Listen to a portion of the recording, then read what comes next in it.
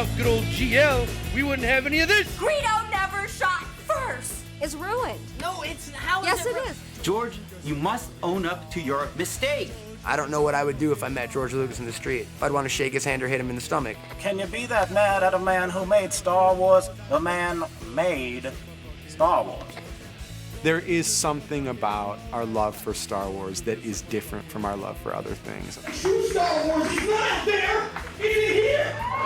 It's funny that this can make people angry, but it does make you angry. Like, don't you ever say it's just a film. It's not just a film.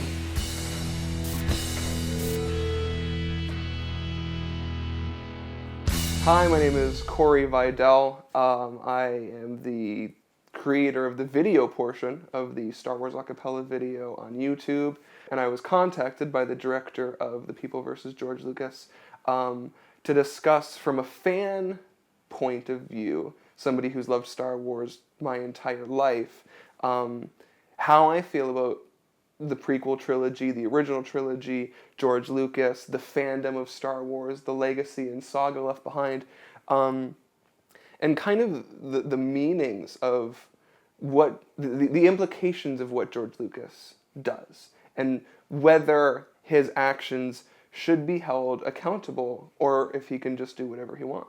I think the reason everybody looks specifically at George Lucas is because of how much George Lucas was involved in the creation of these.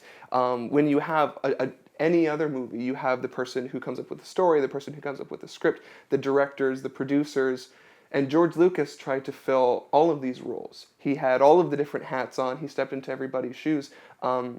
So because he chose to do that, and take on so much work, and be so involved, when people look at either the success or the failure of Star Wars, it's attributed to George Lucas. I see the fans looking at it and seeing the front level, is that George Lucas is trying to make money. But the motivation behind that, George Lucas as a person whom I've never met, I don't think he specifically is about just making money. I think he's about having control. But to have control, he needs the money. So the money is a means to an end. Should George Lucas pay attention to the fans? That brings up kind of a deeper question of what is a storyteller? And does the storyteller have any type of commitment to the story he's telling? Does he have to tell a good story that people want to hear? Or does he have to tell the story that he wants to tell? I cannot believe that George Lucas would wake up and say, I'm going to try to disappoint fans today. Going back to the mid and late 70s, when George Lucas created Star Wars, he had nobody to please. He had nobody to impress other than himself and maybe 20th Century Fox. When he released the movie, it was a hit with the kids. It was a hit with the teenagers. But I always felt like the older Star Wars movies were really mature. I mean, there was very mild swear words. Uncle Owen and Aunt Beru got toasted to death in the first half an hour, and there were burnt skeletons. I mean, it was really harsh. I mean, that's not a 6-year-old movie. That's a 12, 13-year-old movie. Now, for those fans to grow up and George Lucas to continue that story 20, 30 years later, well, is he making the story for the people who grew up, or is he still trying to make the original story? And to be fair, in his defense, he would be continuing the story that he started 20, 30 years ago. So really, he should only be trying to impress those teenagers. When they started taking Star Wars towards comics, and towards video games, and towards the expanded universe, and towards books and TV shows and all of the extra stuff, George Lucas didn't create any of that. And I think that opened the sandbox to say, okay, there's a bigger story to be told here. There's a universe to be told here. But then they kind of backtrack because they say, okay, we're opening it up and we're going to tell an entire story, but then we're going to close it and say only Lucasfilm can tell you what that story is. So the book writers and the video game, it all has to be processed through that Lucasfilm, filter, and then only what's been approved gets out there.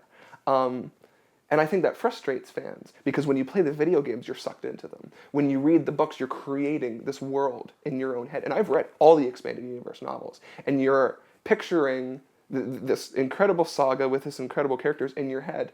But then every once in a while, George Lucas comes along and slaps you in the face and says, this is my story, this is our story, You only get to believe what we want you to.